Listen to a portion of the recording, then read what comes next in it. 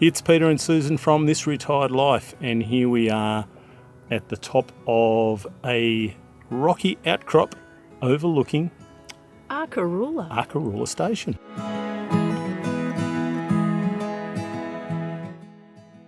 Arkaroola was South Australia's first official ecotourism resort, and it was founded in 1969.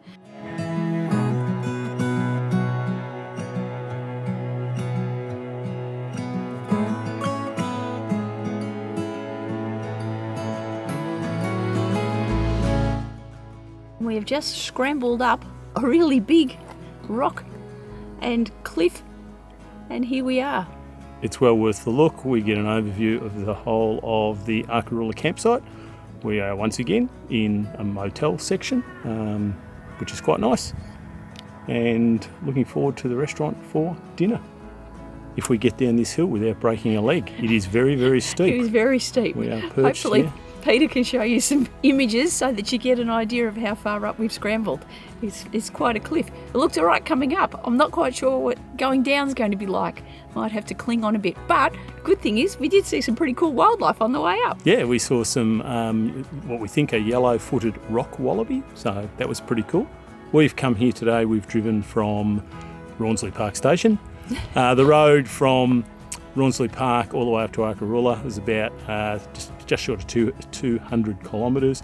The roads were excellent, very easy. You could be towing your caravans along there quite nicely, or your camper trailers, and it's a fairly easy drive. We did stop at Chambers Gorge on the way through. Had a little bit of a diversion down there. It was only about, I think, 10 kilometres off the main road. So if you were coming up and you wanted to have a look down there, the only wildlife we saw were a few little goats scampering about, but it was a bit of fun. Yep, and tomorrow we're going to do some of the four-wheel drive, self-guided four-wheel drive tours. Let's head back down this hill and have dinner. And we'll see you tomorrow. Start again tomorrow.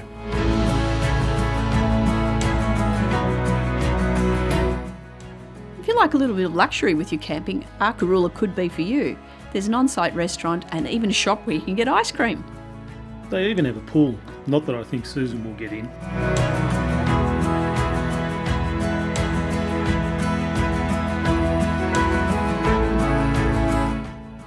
We had a great night's sleep last night, and we got up early, had breakfast in the restaurant, and we have headed off on one of the amazing walks at Arkaroola, and we've done the Acacia Ridge walk. This walk was really fairly steep, but we got to see these emus along the way, which was really great. They were all feeding in amongst the bushes. They didn't see us coming along, and so we were able to get up really close, and I thought that was pretty fun. It's a really great view up here. You've got 360-degree panorama of the whole area, the hills, the road in, right back over to Arkaroola itself. So it's been quite a nice little walk. It's only, I think, a total of 5.6 kilometres. It's a steady climb of about 260, 270 metres in total, but we found it pretty easy, and we'll wander down this afternoon. There's plenty of walks around. We met some other people. They were doing an 8k walk from the campsites or from the huts, and that was a gentle walk that was going to take them 2 or 3 hours, so they were off to do that one. But there is no shortage of walks. They would certainly keep you busy for 2 or 3 days if you were spending that amount of time here. And I've been impressed with how well labelled all the trails are. So really good, clear signage on all the trails, so it's easy to find your way along. It is. So we'll head back down, and maybe this afternoon we might jump in the four-wheel drive and do one of the four-wheel drive trails and have a look at some of the sites that you can get with your vehicle. Sounds fun. Alrighty, let's do it. If you're into four-wheel driving, there are loads of options for you at Arkaroola. Firstly, there's their signature Ridgetop Tour. If you don't have your own four-wheel drive or just want to get to the best view on the property, make sure you book in for this one. For those looking for a little bit more adventure, you can join a tag-along guided tour. This gets you through some locked gates into some more remote parts of the property. And finally, if you're like us and like to get away and do your own thing, there's some really great roads and tracks and different locations that you can access with your own four-wheel drive and a map that you can get from the shop.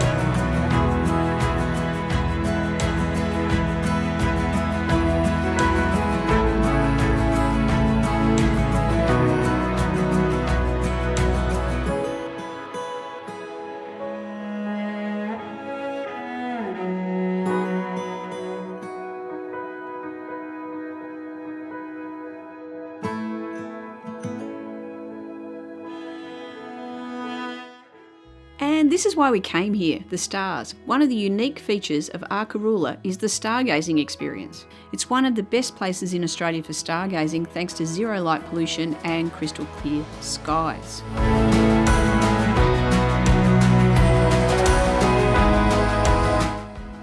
If you're loving these kind of slow travel stories, give us a thumbs up and subscribe. And don't forget to make this retired life better than a vacation. Thanks for watching.